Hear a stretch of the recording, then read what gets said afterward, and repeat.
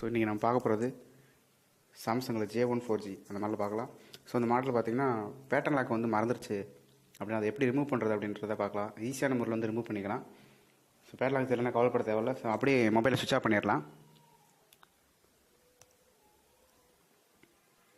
So mobile சுவிட்ச் off பண்ணிவிட்டு மொபைலோட பவர் பட்டனும் வால்யூம் அப் பட்டனும் ஹோம் பட்டன் இது மூணுமே சேம் டைம் வந்து ஒரே மாதிரி லாங் ப்ரெஸ் பண்ணிக்கலாம். லாங் ப்ரெஸ் பண்ணால் இது மாதிரி சாம்சங் J1 4G வரும், டிஸ்பிளேல வரும். ஸோ வந்ததுக்கப்புறம் பவர் பட்டனை மட்டும் கையெடுத்துடலாம்.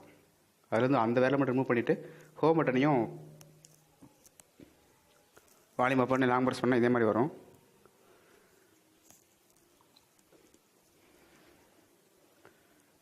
ஸோ வந்ததுக்கப்புறம் இது மாதிரி டிஸ்பிளேல வந்துடும், அந்த மெனு ஃபுல்லாக வந்துடும். அதில் ஸோ அதில் நம்மளுக்கு எது வேணுமோ அந்த இதை இது பண்ணிக்கலாம். ஸோ அதில் பார்த்தீங்கன்னா வைஃப் டேட்டா ஃபேக்ட்ரி செட் அப்படின்னு சொல்லிட்டு ஒன்று ஆப்ஷன் இருக்கும். மேக்ஸிமம் அஞ்சாவதுல இருக்குல்ல அந்த இது. ஸோ அதில் வச்சுட்டு பவர் கீயை ப்ரெஸ் பண்ணிங்க அப்படின்னா ஸோ நெக்ஸ்ட் பேஜ் ஓப்பன் ஆகும். எல்லாமே நோன்னு வரும். கீழே வந்துட்டு எஸ்ன்னு ஒன்று இருக்கும் இல்லையா?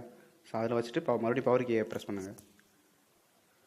ப்ரெஸ் பண்ணால் கீழே வந்து அந்த கோடு போயிட்டு ஸோ மறுபடியும் அதே பேஜ் வந்துடும். வந்ததுக்கப்புறம் மேலே ரீபூட் இருக்கும். ரீபூட்டை வந்து பவர் பட்டன் நமக்கணும்னா மொபைல் வந்து அப்படியே ஆஃப் ஆயிரும். சரி, அவ்வளோதான். ஸோ இது போன்ற தகவல் வந்து நீங்கள் உடனே தெரிஞ்சுக்கணும் அப்படின்னா, மொபைல் சம்மந்தமான எந்த தகவலும் தெரிஞ்சுக்கணும் அப்படின்னா இந்த வீடியோக்கு கீழே இருக்கிற சேவ் கலர் சப்ஸ்கிரைப் பட்டனை வந்து கிளிக் பண்ணிடுங்க. சேம் டைம் அதுக்கு பக்கத்தில் இருக்கிற பெல் ஐக்கானையும் கிளிக் பண்ணிடுங்க.